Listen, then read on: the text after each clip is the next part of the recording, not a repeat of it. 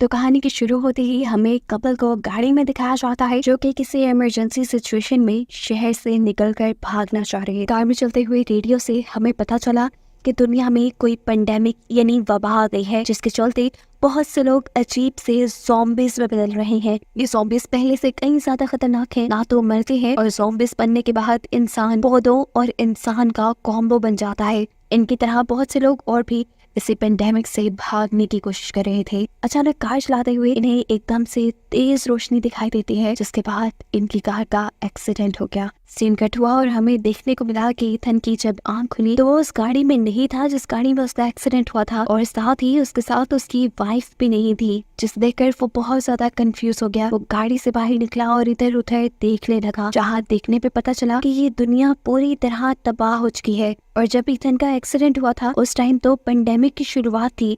साफ मतलब है कि एक्सीडेंट के टाइम से अब तक बहुत सा वक्त गुजर चुका है और उस वक्त में इथन के साथ क्या हुआ उसे नहीं पता। वो अपनी वाइफ को ढूंढने के लिए इधर उधर निकल रहा था, तभी उसके सामने एक आदमी आ गया और उसने इथन के ऊपर गन पॉइंट कर दी। इससे पहले वो इथन को मार देता, पीछे से कोई गोली चलाकर उसे ही शूट कर देता है। जिसने इथन की जान बचाई थी वो एक लेडी थी, जो अब उस जख्मी आदमी के पास आकर उसे मुंह पे थप्पड़ मारती है और बेहोश कर देती है। जिसके बाद वो इथन के पास आई और उसने बताया कि मेरा नाम मे है। वो यहाँ इथन से पूछते हैं तुम यहाँ क्या कर रहे हो। इथन जवाब देता है कि मैं अपनी वाइफ को ढूंढ रहा हूँ जिसका मेरे साथ एक्सीडेंट हुआ था, लेकिन न जाने अब वो कहाँ चली गई। यहाँ ये लेडी इथन को अपनी मदद करने को कहती है। वो उस बेहोश आदमी को अपने साथ ले जाने वाली थी। अब यहाँ इस जख्मी आदमी को ये लोग ट्रक में डालते उससे पहले ही इथन खुद बेहोश हो जाता है। जब उसे होश आया तो उसने देखा कि वो एक बेड पे लेटा हुआ था। ये उसी लेडी का घर था, यानी वो लेडी इथन को भी अपने ट्रक में डालकर अपने घर ले आई थी। वो जब नीचे आया तो उसने देखा ये लेडी उसके लिए खाना बना रही थी। अब ये लेडी भी उससे कुछ सवाल करती है, उससे पूछती है तुम कहाँ से आए हो। जवाब में इथन कहता है मुझे ज्यादा कुछ भी याद नहीं, मुझे इतना याद है कि मैं अपनी वाइफ के साथ लेक साइड पे जा रहा था और फिर हमारा एक्सीडेंट हुआ और अब मैं यहाँ पर हूँ। इस लेडी के घर में लगे हुए बहुत से न्यूज़पेपर से उसे पता चलता है कि दुनिया पेंडेमिक की वजह से तबाह हो गई है और उस पेंडेमिक को आए भी काफी साल गुजर चुके हैं। और ये सुनकर वो बुरी तरह शॉक रह चुका था, क्योंकि उसे ये कल की बात लग रही थी और इतने टाइम में उसकी वाइफ कहाँ गई थी उसे कुछ मालूम नहीं था। मैं इथन के पीछे खड़े होकर उसे बताती है कि ये सब काफी साल पहले हुआ था। साइंटिस्ट के मुताबिक ये सारा काम नेचर ही कर रही है ताकि सारे इंसान मर जाएं और इस दुनिया को दोबारा से बैलेंस किया जा सके। इनकी इन्हीं बातों के दौरान घर की लाइट चली जाती है। मैं बाहर सोलर सिस्टम को चेक करने से पहले इथन से कहकर जाती है यहाँ किसी चीज को हाथ मत लगाना और यहाँ से बाहर बिना आना। लेकिन मैं की बात ना मानते हुए वो यहाँ से बाहर आया और इर्द गिर्द देखने लगा। वहाँ सामने एक छोटा सा कमरा था जिसके बाहर मकड़ी के जालों में लिपटा एक ढांचा मूव कर रहा था और ये देखकर वो डर गया। वो मे से पूछता है ये क्या है। मे जवाब में कहती है वो आर्टिफिशियल है, तुम उस पर ज्यादा ध्यान नहीं दो, उसे सिर्फ यहाँ हिफाजत के लिए लटकाया गया है। मैं ये सारी बातें करते हुए अभी भी अपने सोलर सिस्टम को चेक कर रही थी, जिसकी प्रॉब्लम जब उसे समझ नहीं आती तो यहाँ इथन उसकी मदद करता है। इसके बाद ये दोनों ट्रैप को चेक करने के लिए जाते हैं जिसमें आज उनके लिए फाइनली शिकार फंस गया था। अब रात का खाना खाने के बाद इथन उसे कहता है आपकी मेहमान नवाजी का बहुत शुक्रिया, लेकिन अब मुझे जाना होगा क्योंकि मुझे अपनी वाइफ को ढूंढना है। लेकिन यहाँ मैं उससे कहती है रुक जाओ, आज की रात सुबह को मैं तुम्हारे साथ खुद जाऊंगी तुम्हारी वाइफ को ढूंढने के लिए। इथन उसकी बात मान जाता है। वो यहाँ पर फजूल नहीं रहना चाहता था, इसलिए रात में उसने साइकिल चलाकर मे के घर के लिए पावर भी यानी इलेक्ट्रिसिटी भी जनरेट की। जिसके बाद मे सोने चली जाती है, लेकिन इथन को अभी भी सब्र नहीं हो रहा था सुबह होने का, इसलिए आधी रात में वो खुद मे की गाड़ी लेकर अपनी वाइफ को ढूंढने के लिए निकल गया। उसे एक्सीडेंट से पहले की चीजें भी पूरी तरह याद नहीं थी। जो बात उसे याद थी वो ये कि पेंडेमिक से पहले वो दोनों कैंडल लेक तक जा रहे थे जहाँ पर उनका एक घर था। फाइनली इथन वहाँ पर पहुँच भी जाता है। वो अब अपना घर खोलकर अंदर जाने वाला था, लेकिन उसने नोट किया कि घर अंदर से लॉक है। वो अब जोर जोर से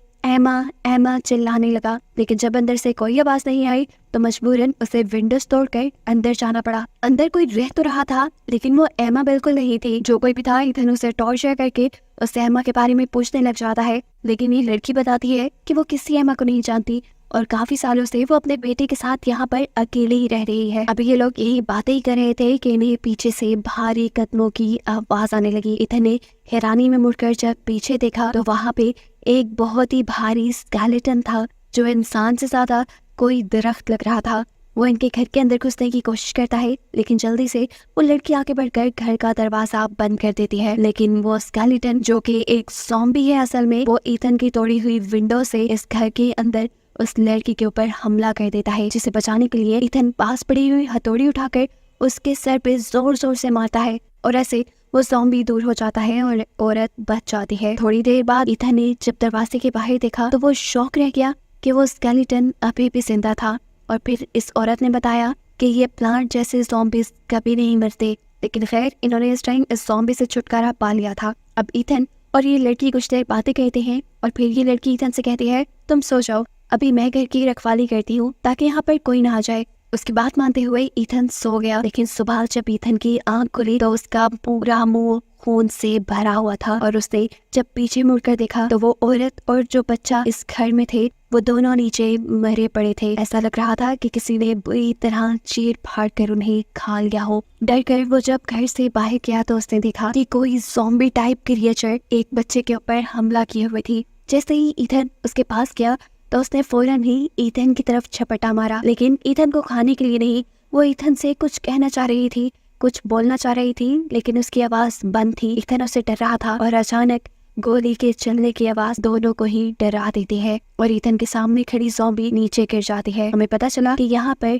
ईथन को बचाने के लिए मे आई थी। अब यहाँ से जाने से पहले ईथन को यहाँ पे लगा हुआ एक बर्ड बॉक्स दिखाई देता है जिसपे उसकी वाइफ का टैटू बना था। वो जल्दी से इस बर्ड बॉक्स को खोलता है तो वहाँ पे एक सेल फोन था जिसकी बैटरी डेड होने वाली थी। ये मोबाइल उसकी वाइफ का ही था जिसमें एक वीडियो बनी हुई थी। इस वीडियो में उसकी वाइफ बता रही थी कि ईथन तुम्हें भूलने की बीमारी हो चुकी है और मैं नहीं जानती कि तुम्हारी इस बीमारी के साथ मैं कब तक तुम्हारे साथ रह पाऊंगी। इस वीडियो में ईथन खुद उसके पीछे लेटा हुआ था। इससे पहले कि वो वीडियो पूरी देख पाता मोबाइल बंद हो जाता है और ईथन गुस्से से पागल होने लगता है। यहाँ पर अब मे उसके पास आती है और उसे कंट्रोल करती है और कहती है तुम मेरे साथ घर चलो, मेरे घर चार्जर है, तुम इस मोबाइल को चार्ज कर लेना। लेकिन अब तो ईथन को मे भी याद नहीं रही थी जो उससे कल ही मिली थी।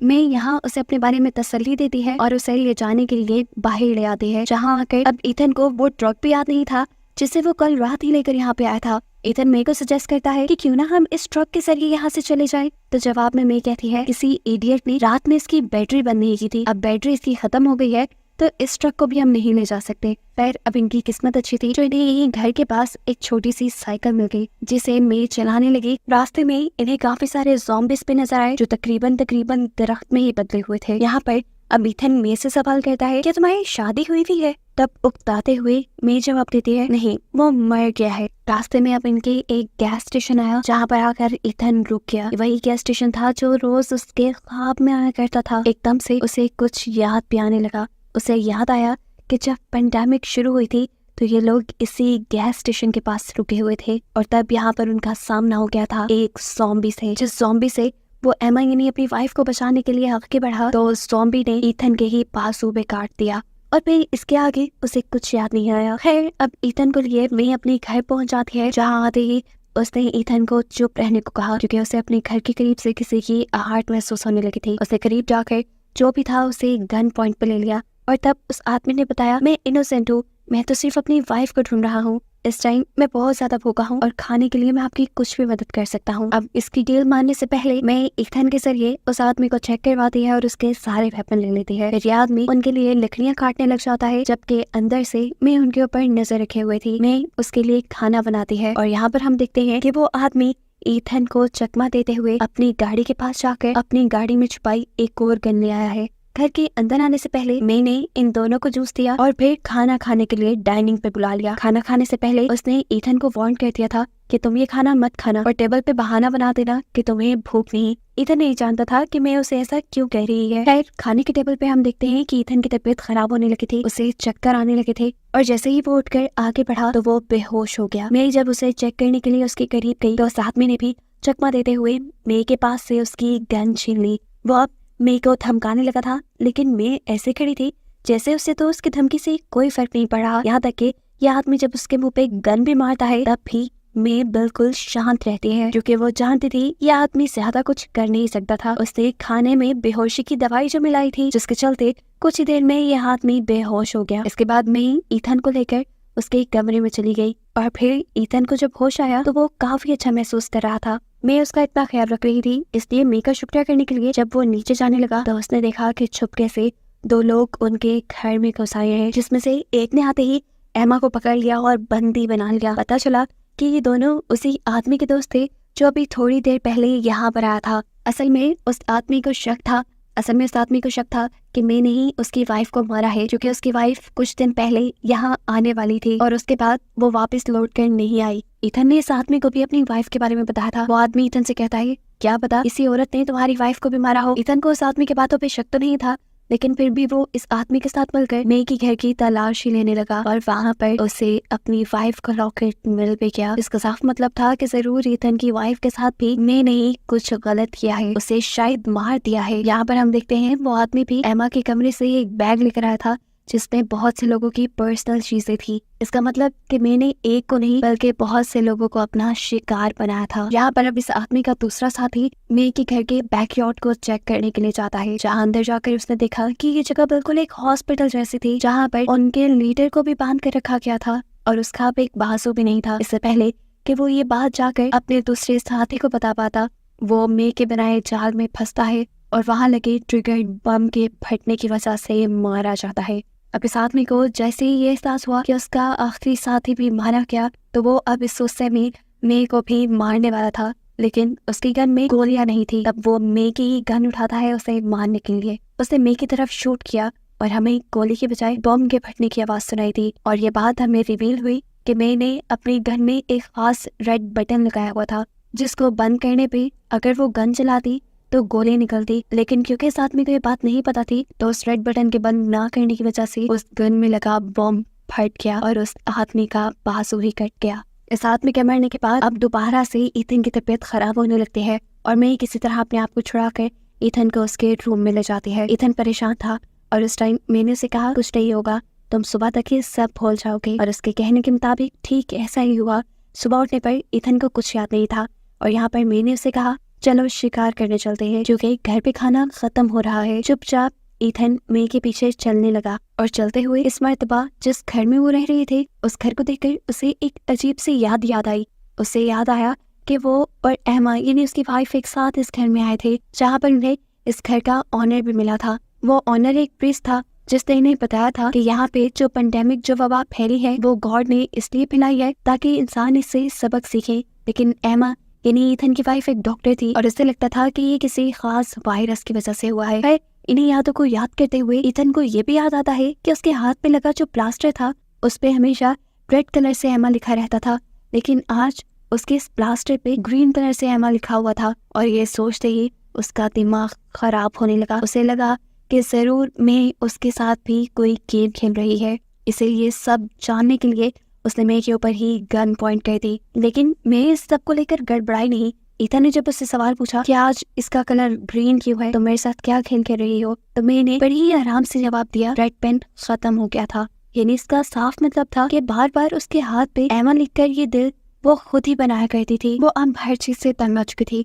इस टाइम वो ईथन को सच बता ही देती है कि ईथन तुम जिंदा नहीं हो, तुम मर चुके हो। असल में गैस स्टेशन पर जब तुम्हें एक ज़ॉम्बी ने काट लिया था तो तुम भी इन्फेक्टेड हो गए थे। ये सुनकर ईथन शॉक हो जाता है और फौरन अपना प्लास्टर खोलता है, जहाँ पे उसे अपने हाथ पे बहुत से छोटे छोटे प्लांट दिखाई देते हैं, जिसका मतलब साफ था कि मैं सच बोल रही थी। मैं उसे बताती है कि मैंने तुम्हें हमेशा एक इंसान जैसा बनाए रखने के लिए तुम्हें इंसानों का गोश्त खिलाया, जिसकी वजह से तुम पूरी तरह एक ज़ॉम्बी में नहीं बदले। इनकट होकर हमें पास्ट में दिखाया जाता है कि जब वो इस घर में आए थे और प्रीस्ट से मिले थे, तभी प्रीस्ट को शक हो गया था कि ईथन कोई इंसान नहीं, क्योंकि उसके अंदर कोई स्पिरिट बोल नहीं रही थी। वो कोई इंसानों जैसे एक्शन नहीं कर रहा था और ये चीज एमा छुपाना चाह रही थी। एकदम से इन सब के दरमियान में बैठे हुए ईथन को चक्कर आने लगते हैं और एमा उसे लेकर वॉशरूम में चली जाती है, जहाँ वो अजीबोगरीब हरकतें करने लगा था।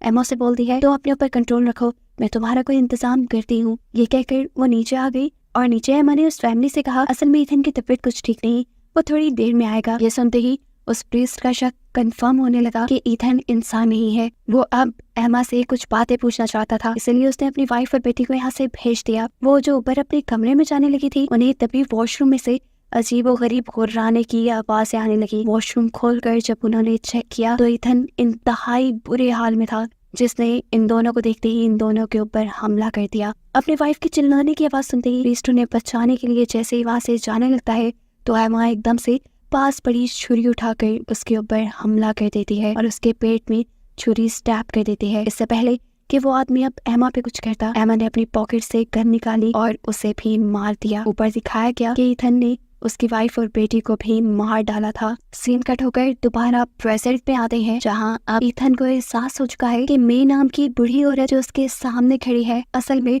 वो उसकी वाइफ एमा ही है जो अब बूढ़ी हो चुकी थी और वो खुद अभी तक जवान इसलिए दिखता था क्योंकि वो एक ज़ॉम्बी बन गया था। एमा ने अपना वादा आज तक पूरा किया और आज तक उसका साथ देती रही। उसके लिए उसने कई लोगों की जान भी ले ली और क्योंकि ईथन को भूलने की बीमारी थी तो बूढ़ा होने पर ईथन एमा को पहचानना बंद कर दिया था। इसीलिए एमा ने अपने आप को मे कह के ईथन से इंट्रोड्यूस करवाया। ये सब जानने के बाद ईथन की आंखों से आंसू निकलने लगते हैं और अब एमा उससे कहती है, मैं इन सब चीजों से थक चुकी हूँ, अब मैं तुम्हारे साथ तुम्हारी जैसे बन के रहना चाहती हूँ। ईथन अपनी वाइफ एमा को एक ज़ॉम्बी बनते नहीं देख सकता था। वो इस सारे दुख में अपने आप को शूट कर देता है, लेकिन जैसा हम पहले जानते हैं कि ज़ॉम्बीज़ मरते नहीं तो वो दोबारा से जिंदा हो गया और अब जिंदा होने के बाद उसे दोबारा से चक्कर आने लगते हैं। यानी ईथन अब उस स्टेज पे आ रहा था जहाँ पर वो एक पूरी तरह ज़ॉम्बी बन गया था और इस टाइम पर अगर वो किसी इंसान का गोश्त न खाता तो वो दोबारा इंसान जैसा ना रहता। इस मर्तबा एमा उसके लिए कोई शिकार नहीं करके लाती बल्कि